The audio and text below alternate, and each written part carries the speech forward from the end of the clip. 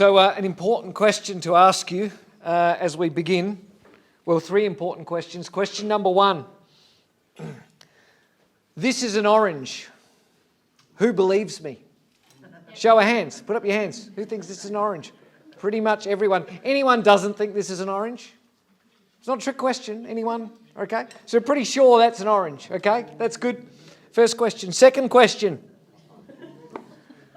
This is an orange. Well, this is a tea towel, but inside the tea towel, I know, trick question. Inside the tea towel is an orange. Who believes me? You don't know. Hey? Two bold people, three, a few. Okay. Who's not sure? Okay. Who thinks I'm definitely lying? Well, that's good. No one thinks I'm definitely lying. Some doubters. Okay. I'm not allowed to lie. Question number three. This is the box, I know. In the box, there is an orange. Who believes me?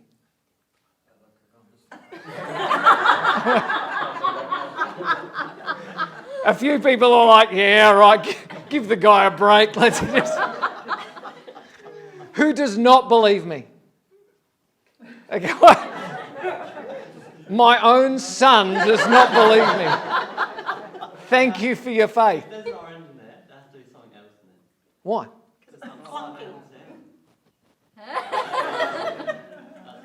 Done for the sound.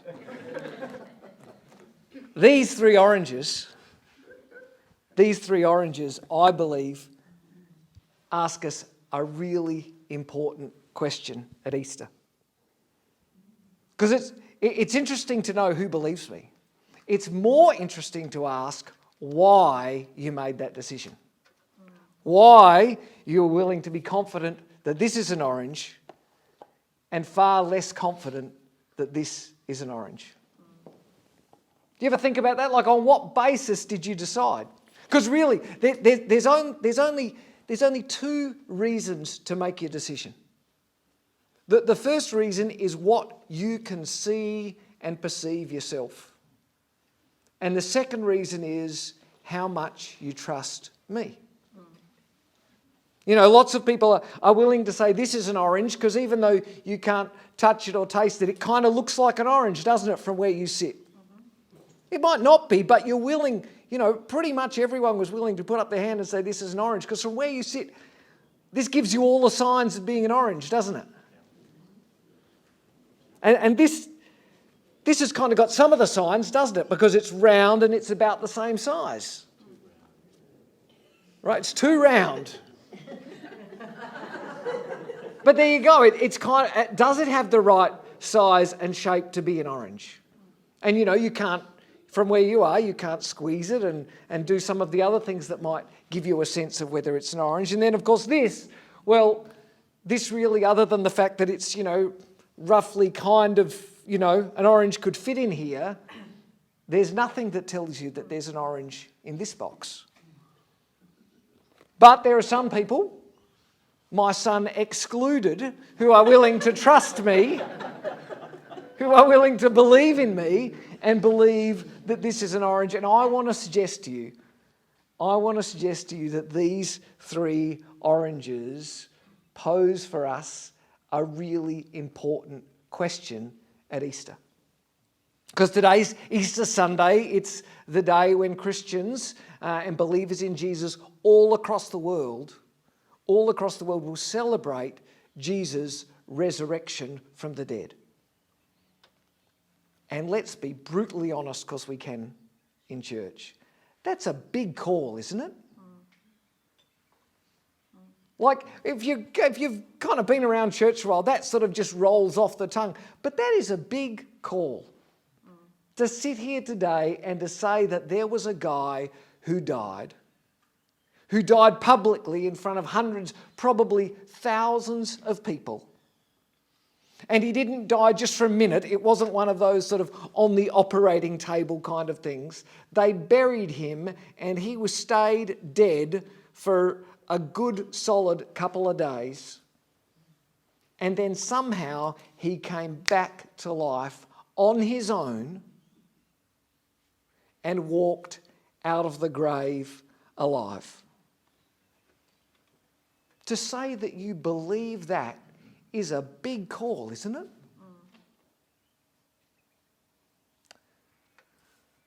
The guys who wrote the Bible who were there tell us that the first people to see Jesus were a group of women. That they'd gone to the tomb. It was a traditional Jewish thing to go to the tomb on the third day and anoint the body. And when they got there, you heard the story. Jesus wasn't there, and it was announced that he was risen, that he was alive. And that night, the disciples, the 12, Jesus' closest band of mates, are meeting together in hiding because they're scared and they're confused. Only a couple of days before, they've seen their leader, the guy that they've followed, and a good friend, one of their best friends, they've watched him horrifically tortured and executed. And so they're in hiding and they're scared because they don't want to be next.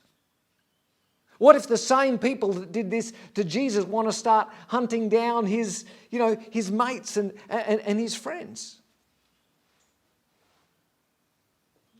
And now they're crazy confused because some of the women who are amongst them, who've also been there on the same journey, are telling them that he's alive.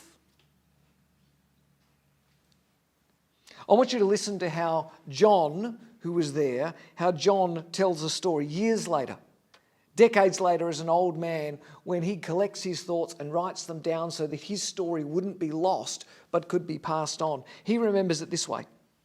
On the evening of that first day of the week, when the disciples were together with the doors locked for fear of the Jewish leaders, Jesus came and stood among them and said, "Peace be with you." After he said this, he showed them his hands and his side, and the disciples were overjoyed when they saw the Lord. This is John chapter 20, for those of you who are taking notes. But the story doesn't stop there, because it says that Thomas, who was one of the 12, was not with the other disciples when Jesus came.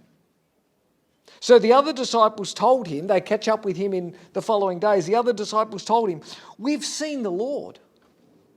But he said to them, "Unless I see the nail marks in his hands and put my finger where the nails were and put my hand into his side, I will not believe." Thomas was missing. He wasn't there for whatever reason. And when the others tell him he's alive, he answers probably the way that most of us would answer, to say, "Not likely." The story goes on, verse 26. A week later, his disciples were in the house again, and Thomas was with them. Though the doors were locked, Jesus came and stood among them and said, "Peace be with you." And then he said to Thomas, "Thomas, put your finger here. See my hands. Reach out your hand and put it into my side. Stop doubting and believe." And Thomas said to him, "My Lord and my God." And then Jesus told him, "Because you have seen, you have believed. But blessed are those who have not seen and yet have believed." Thomas gets a bad rap in this story, right? Most people, I don't know about you, but most people read that story and like Thomas is some kind of spiritual failure. All the other disciples, but not Thomas. In fact, we even have a saying, you heard that saying, being a doubting Thomas? That's where it comes from. We still have a saying now. A lot of people don't even realise it comes from that moment in the story. But even today, when something happens, you call someone a doubting Thomas. But remember our oranges? Most of us are really no different to Thomas, are we? Like, we're really happy to believe the things that we can see, the things that in our mind we can be sure of, but as soon as you put a little uncertainty and I can't see it, a lot less of us are willing to believe. And when you put something really unlikely in front of people, very few of us are willing to believe.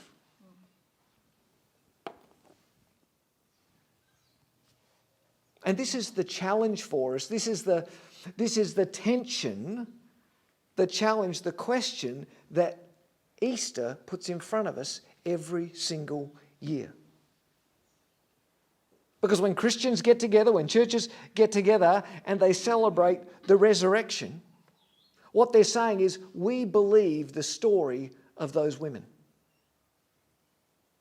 We believe the testimony of Thomas and the other 12 who told people, this is what happened. We believe their story. We believe the story of the more than 500 people that Paul tells us saw Jesus at one time in the moments that he was resurrected, in the 40 days or so after his resurrection. We believe they were telling the truth. And that's a decision that each of us need to make or will make at Easter, whether we realise we're making that decision or not. It's a decision that each of us will make at Easter. Do we believe those testimonies? Do we believe those stories that were handed down, or do we not? Do we believe that those people who said they saw that were telling the truth? When they were beaten, when they were stoned, when they were beheaded, when they were burned alive, and still not a one of them, history tells us, not just Christian history, any history tells us, not a one of them changed their story. Even as they were being physically killed, not a one of them said, I made that up. Please don't kill me. So I can't see it and I can't touch it, but will I believe that is the truth? And here's the thing, just in case, and there are some people who are in this place, just in case you're in a place in your life where you think, well, I'm not sure I believe that, but it doesn't really matter, does it? Like, I could still be a Christian. I could still kind of believe in God and not be sure about that whole resurrection. Because the whole resurrection thing, that sounds a little far-fetched. But I can still kind of believe in God, can't I? In case you're tempted to sort of believe that, the writers of the Bible are absolutely clear. Those who are there are absolutely clear that the reality of the resurrection is absolutely central to the Christian faith. Decades later, this is the way the Apostle Paul would explain the importance of the resurrection to the early church. 1 Corinthians 15, he says, "For what I received, what was told to me, I passed on to you as of first importance." In other words, he's saying, this is what I've been told, and I'm telling you the most important thing, that Christ died for our sins, according to the Scriptures, that he was buried and he was raised on the third day, according to the Scriptures, and that he appeared to, and then he has a whole long list of the people that Jesus appeared to. Jesus' death and resurrection is absolutely central to the whole Christian story. Our faith rests on the reality of the death and the resurrection of Jesus. In fact, without the resurrection, there is no faith. A few verses later in 1 Corinthians 15, Paul will say, "If Christ has not been raised from the dead, your faith is futile." He's saying, if Jesus didn't rise from the dead, if the resurrection never happened, then you're wasting your time believing anything about Jesus. The whole Christian story, he said, is a complete waste of time if Jesus didn't rise from the dead. And that's the guy who wrote the Bible saying that, right? Our faith hinges on our ability to believe those stories that have been handed down by the people who were there and saw it. And they told their friends, and they told their neighbours, and they told their children, who told their children and their neighbours, and so on for thousands of years. But there's another question that Easter asks each of us. Because I think Easter asks us two critical questions. The first is, will you believe the story of those who were there and said that they saw Jesus alive again? But the second question that it asks us is, will you make that Jesus your Lord? Did you notice what Thomas said? Thomas's first words, according to John, once he put his hands there and he felt it, he says, "My Lord and my God." It's like he's saying, if you can answer yes to the first question, if you can believe that Jesus rose from the dead, then there's a follow-up question that says, and will you make that Jesus your Lord? Now, let me make a couple of comments about the word Lord, because I think there can be a little bit of confusion around that word. Lord is not Jesus' surname, right? He's not like Jesus Lord, like I'm Matt Saar. It's not his surname, and it's not a nickname, right? I ride my bike with a guy, one of my mates that I ride bikes with. We call him Curly, right? Because he's bald. Right? And he's been bald since any of us have known him. He went bald at a very young age. We call him Curly. In fact, my children don't actually know his real name because anyone, they've only ever called him Curly. That's his nickname. Lord is not Jesus' nickname. Lord is a title. Lord is a title that's given to someone that in your life or in your world is the absolute authority. It's a title given to someone who's the boss, who's the king, who's the master, someone who has complete control over and authority over your life. We don't use that sort of title much because we live in a democratic society where, our leaders sort of come and go and we know that our leaders are just kind of regular people who sort of got to where they are. And so we don't think, even for our elected officials, we don't sort of give them those sort of titles because we don't give them that place in our life. But, there are still some countries and there are still some places around the world that have kingdoms or that have people who are seen as an absolute authority over them. And in the time of Jesus, there was a Lord, and his name was Caesar. The Roman emperor was the complete authority over all of life, over everyone's life in the time of Jesus. Now, most people had never seen Caesar. They'd never met Caesar. They really didn't know a lot about him, except that they knew that whatever he said went. If Caesar wanted this to happen, it happened. If Caesar wanted that to happen, it happened. And so they would regularly say, Caesar is Lord. And so what Thomas is doing here, and what the early church followed his example and do, is they would flip that on its head and say, for us anymore. We now declare that Jesus is Lord. That allegiance, that place in our life that was reserved for Caesar, that was reserved for the ultimate king and the ultimate authority, we're going to sort of take that title from him and we're going to put it on our resurrected Jesus, and we're going to call him Lord.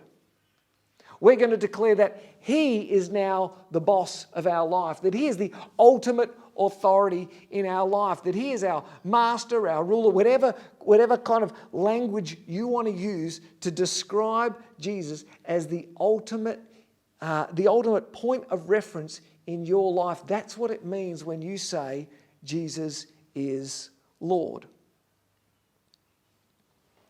And the writers of the Bible are really clear that it's only his resurrection that makes him worthy of that title in your life. Those who are taking notes, Romans 1 verse 4. It's their way of saying, if Jesus didn't rise from the dead, he can still be a nice guy. If Jesus didn't rise from the dead, he could still be an inspiring role model. If Jesus didn't rise from the dead, he still apparently did some pretty crazy miracles that would make him worth telling some stories about. If Jesus didn't rise from the dead, he could still be a terrific moral teacher, and there could be some really good lessons about the way that we treat other people, the way that we love other people. There's still some stuff there that has value. But he can't be Lord.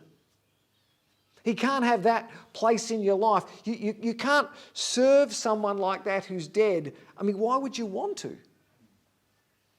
Why would you want to take someone who's dead and buried and gone and put them at that place in your life and say, I'll do everything for that person?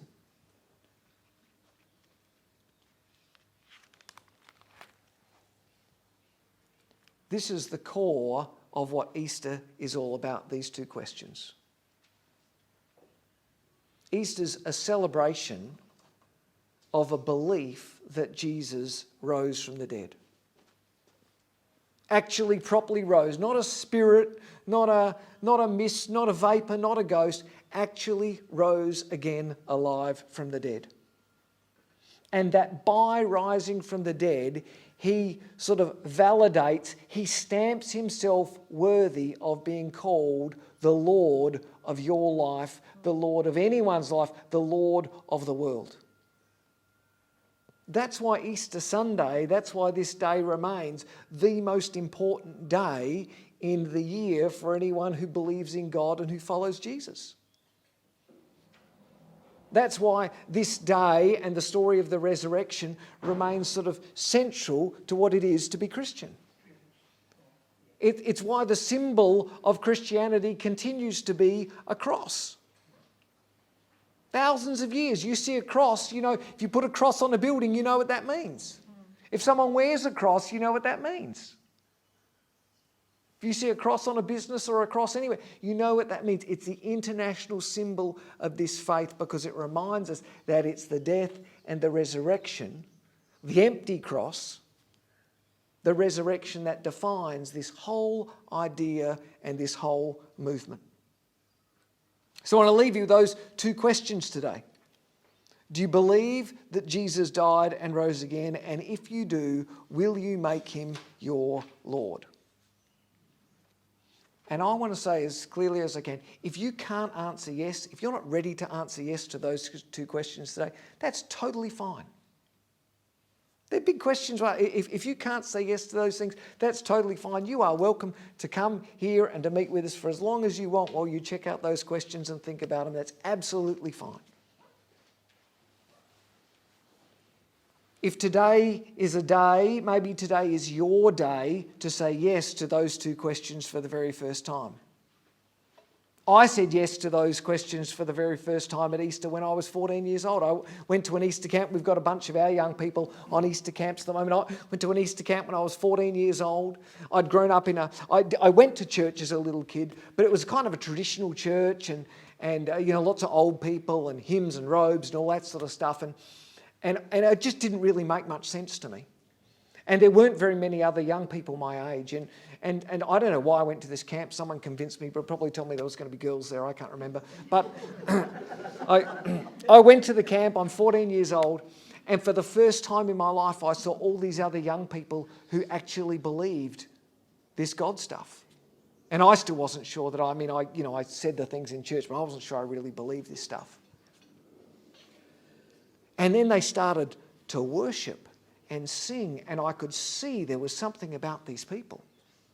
And there was life and energy in this group of people that I hadn't really seen before. And then they started explaining the story of Jesus, and I must have heard the story of Jesus so many times when I was a little kid, but it never really clicked for me. And people started explaining it in a kind of language that I got. And on the 18th of April 1987, when was the Saturday night of that camp, and someone asked those two questions in language maybe slightly different than I asked those two questions, and I said, absolutely yes. And so if that's your day today, and I can see some nods of heads, people know you can remember your day, some of us. If today's your day, that is awesome. Please come talk to me afterwards, and I'd love to pray with you and just kind of bless you in that. And if you are a person that can say yes to these two questions, if you're listening to this and kind of nodding along going, yeah, that's me. Yep, yep, yep, yep. Then I want to give you an opportunity today, just as a way of celebrating Easter, to declare that again. Paul says, if you declare with your mouth that Jesus is Lord and believe in your heart that God raised him from the dead, you'll be saved. He's not saying you have to say any special words. It's just his way of saying there's something powerful about publicly declaring that. You know, you can kind of think it in your mind, but let's face it, we think all sorts of weird stuff in our mind, right? Well, I do. Maybe you don't. I certainly do. But there's something about standing up for something, isn't there? About saying, this is what I believe in. So I want to give you an opportunity, this might be weird for some of you, to publicly declare today that you believe in the resurrection of Jesus and that Jesus is your Lord. So here's what we're going to do. We're going to sing a really old song. In fact, this song is so old that this was the song that people were singing when I gave my life to Jesus in 1987. That's how old it is, right? And you don't have the words for it. It's really simple. I'm going to start singing it, which is going to be a painful experience for us all. Okay? That's all right. It's just kind of break the ice. I'm going to start singing it, and here's what I'm going to do. If you don't know the song, you'll catch on. It's that easy. Okay? When you're ready, if you're ready, and if you're not, there's totally no pressure here. When you're ready, you can start singing it with me. It's a really short song. We're just going to sing it through 2 or 3 times. And it's going to be a way, I'm not going to ask you to stand up here and do anything kind of weird like that. But just by singing this, it's going to be a statement that says, I believe this. If you don't want to sing this, it's fine. There'll be no judgment at all. If you want to sit there, that's absolutely fine. We're going to sing it a few times. I'm not going to get you to do anything more weird than that. And then I'm going to pray. Okay? But I just want to give you an opportunity to do more than kind of sit here and go, yeah, that's it. Because this is Easter Sunday, right? Okay? So with no pressure at all, here goes. He is Lord. He is Lord. He is risen from the dead, and he is Lord. Every knee shall bow, every tongue confess that Jesus Christ is Lord. He is Lord. He is Lord. He is risen from the dead, and he is Lord. Every